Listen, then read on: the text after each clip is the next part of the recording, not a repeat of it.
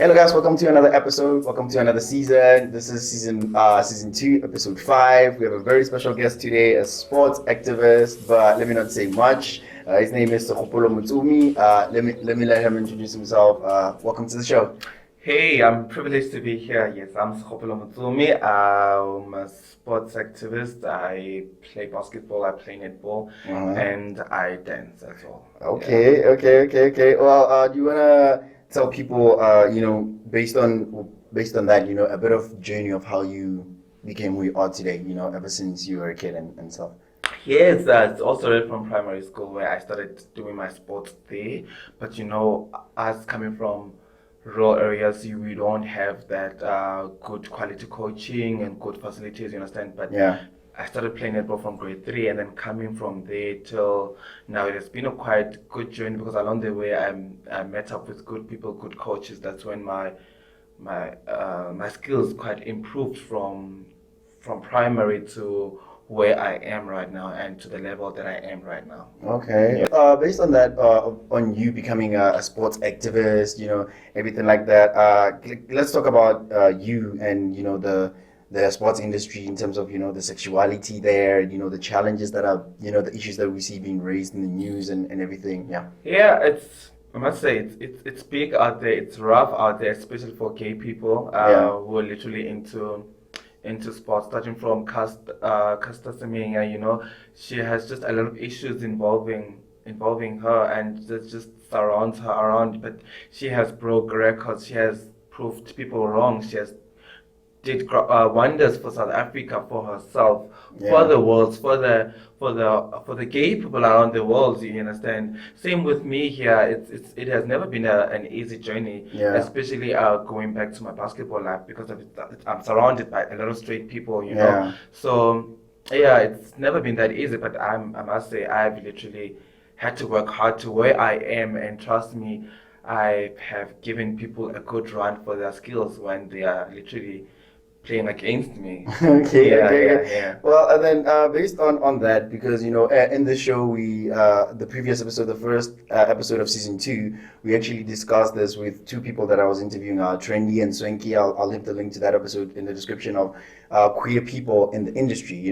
But with them, I did the whole queer thing with them being in the entertainment industry. Yeah. Well, now with you being queer in the sports industry, you've told us already about the challenges in basketball. But if you would dive further, what are the challenges that you think you and maybe other queer people out there are facing? In being maybe the straight one in the team, or having to compete with other males. Yeah, Like that. but I must say, with me, it has quite been a bit easier at the same time because I've always been surrounded by people who I've grown up with, people I've been spending most of my time with, especially in the teams that I have been playing in, or I'm still playing with. You understand? Because of I'm like I said, I'm privileged to. I've never been in an environment where it has always been had issues regarding my sexuality or whatsoever, but playing other teams as well. That's when it kind of kicks in just a bit. But me being strong, having a strong personality, it wasn't that difficult something to overcome. Okay. Well then, based on your life and coming to where you are today, growing up, what inspired you coming into sports and dance at the same time? What really made you come into this world of I don't competition? With netball, and I started from primary, and I really don't know how I got up there, but I ended up playing netball from grade 3 to where I am right now. And then from my dance life, I remember we used to dance in church. So there were people from Mabana back then. Mabana was big back then. It had an international name to it. You understand? It was known international. So there were people coming from Mabana going to villages and teaching people how to dance. That's where I actually got exposed from dance. And then from there, I moved from dancing from church and then going to Mabana. And then when I got to Mabana, I was supposed to being coached by the best dancers in South Africa, you understand? Same thing to basketball as well, having the best coaches ever, and the transition from netball to basketball, it was a bit easier because they are more or less the same. Yeah. And then I also had good coaching and to my name as well. Yeah. Okay. Well then, you have a lot of titles behind your name.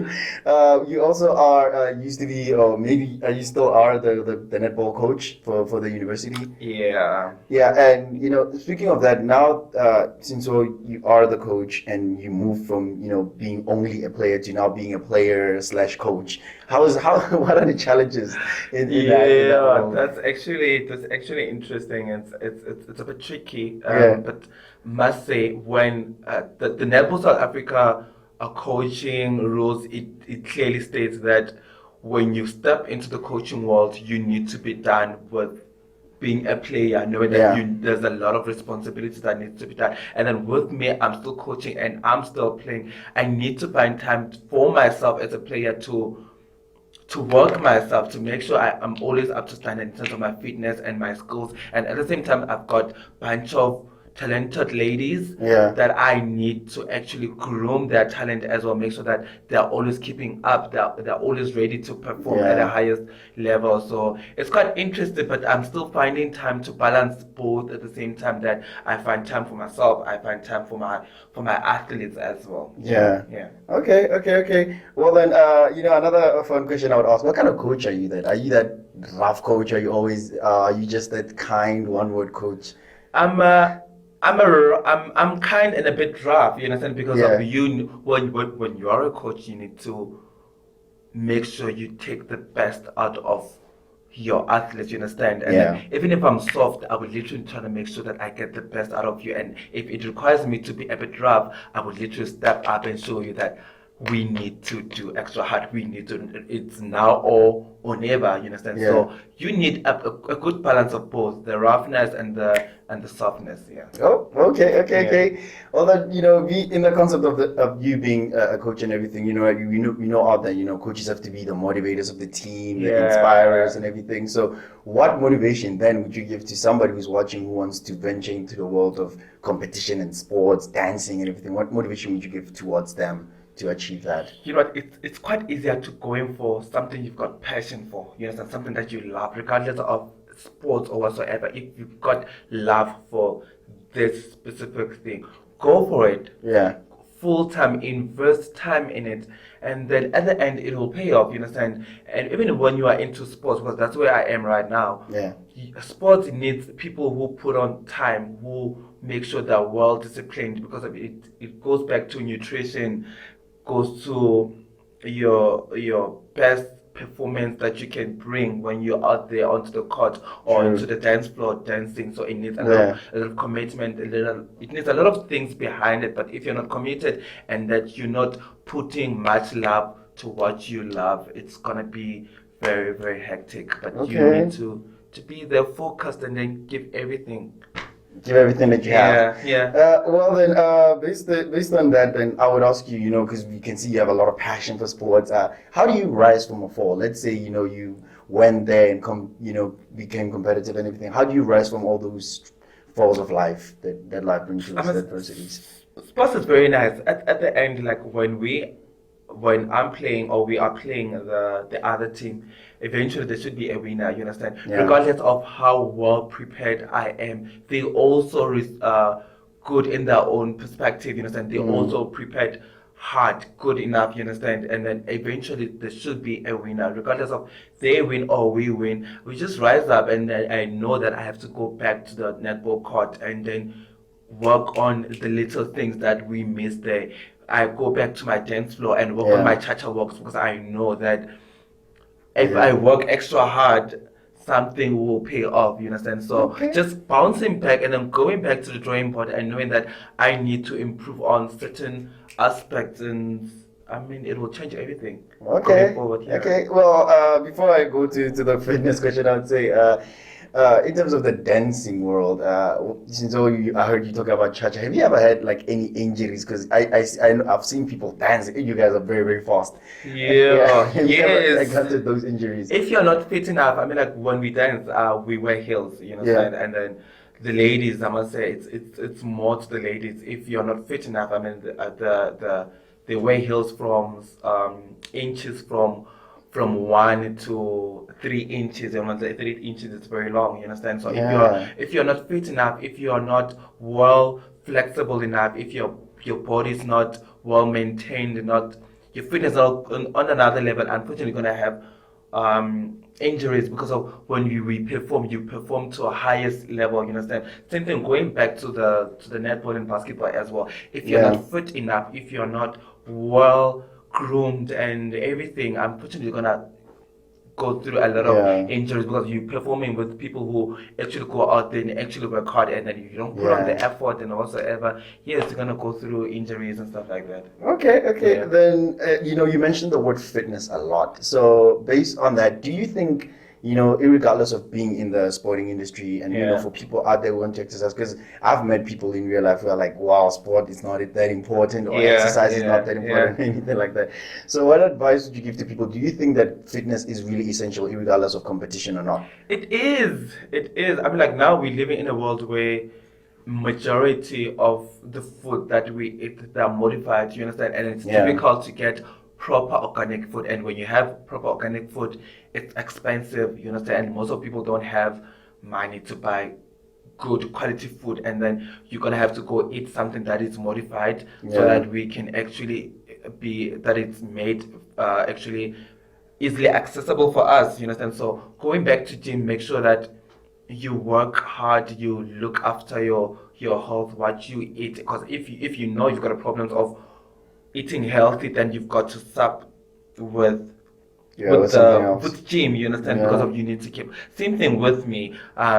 I know that I eat a lot, you understand? So I need to make sure that I go to gym all the time and work extra hard. If I'm gonna be here eating stairs chips almost every day, I know I need to go to gym. You have to work double as hard. Yeah, double as hard, because I know the fitness is very, very important. Okay. Well, then, a lot of guests that come here, I usually ask them this question, based on their journey to become who they are today. Have you ever had any funny or embarrassing moments, even from this year or last year? Yeah.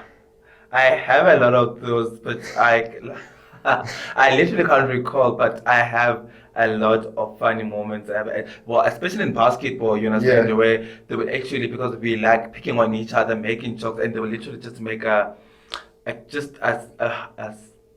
gay-related joke, and then me just being the odd one, you know, that it would literally go straight to me. And sometimes I would just feel a bit embarrassed, but at the same time, I know these are my teammates, and they're literally taking it to my heart, and I know they would just joke about it, and we just laugh about it. But sometimes it's just a bit embarrassing. But I mean, like, these are my team members. I know they don't literally made it that way. But I have a lot of those. Okay. Hey, we all have embarrassing moments. Where can they get you, before we move on to the Q&A? Where can they get you on your different social medias if they want to follow you? Yes, Instagram, Segopolo Motsumi, Facebook, Segopolo Motsumi, Twitter at Segopolo1. Yes. Okay. I'll make sure that all his links are in the description for you to go follow him. All right, because he's a very interesting person. Now we're moving into the last segment of the show, which is the Q&A, whereby we ask different questions, like there's multiple choice of cats or dogs and stuff like that. Yeah. So the first question is coffee or tea? A lot of coffee. A lot of it. The caffeine. Okay. Best thing that ever happened to you this year? Gifts of life, just waking up every day. I think it's the best thing that is ever happening. That just ever happens to my life almost every day. Just waking up every day. It's just that is actually good. You have to cherish each and every day. Very great answer. The book that you're currently reading, or you think everybody out there should check out? Why A students are working for C students, but I forgot the author of the book. Interesting. I think maybe it might be Rebecca Isaki. I'm not sure, but you should Google it to check it out. It's a very great book. Favorite movie? Favorite movie, Harry Potter, Chamber of Secrets. Okay. Yeah. Book you're currently... Oh, no, sorry. I'm sorry about that. Favorite quote? Quote, Power Within. Oh, very straight to the point. Yeah. Favorite place in the world and why? Iceland, because I'm a winter person, so and I'm very chilled, I'm very reserved. It's cold there, and I'm a coffee person, so I just imagine being there. That coldness, I'm just deep inside the house. It's warm. I'm indulging on my coffee, and I'm just there having my own time. Okay. Just a dream of being there. All right. Winter people. Yeah. Favorite food and drink? Favorite food? Steers chips. Okay. Cheesy chips with extra bacon and Thousand Island sauce. Okay. Drink Sparletta, cream soda. All right. Yeah. Very, very, for a sports person, that's a very odd. I make sure I eat and work hard. Yeah. I just don't want to miss great Work food hard, out play there. hard, eh? Yeah. Okay. Favorite television show or reality show? Television show, must say National Geographic, because I'm into wildlife as well. So I just enjoy just sitting there and just watching animal shows and stuff like that. Yeah. All right. Top 3 favorite songs?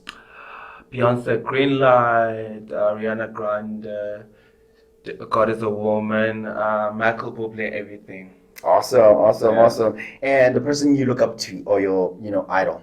My mother, she has done a lot to me, so that woman, she's like... Okay, Yeah. and this one is specifically, I wouldn't say for the viewers, but it's something that I really want to know that, with all the types of dance styles that are there, which one is your favorite? Which one is your favorite? I must say jive because I have the energy for it. So and it's the last dance in the Latin section. So in the Latin you've got your samba, you've got your cha-cha, you've got your rumba, you've got your paso doble, you've got your jive, and you dance jive with the last one. Yeah. So people go like, yo, I don't understand why you like jive because you have to dance all of these and you still have to dance jive. And I'm like, but me having the background of netball and basketball, I can't enjoy because it's a build up for me. By the time I get to jive, my body's literally like, let's go for it. So I enjoy jive. Yeah. Okay. Yeah. I wish I knew how to dance. Okay. Well, if you can walk, you can dance. Trust me. All right. Like that. Thank you for being in the show Thank today. you very much. You're really amazing. And I'll make sure that I'll leave all the links of whatever we've been talking about in the description below, even his links. You make sure you follow him. He's a great person. I suggest you follow him. And we'll see you guys in the next episode next Monday from us. Peace out. Yeah.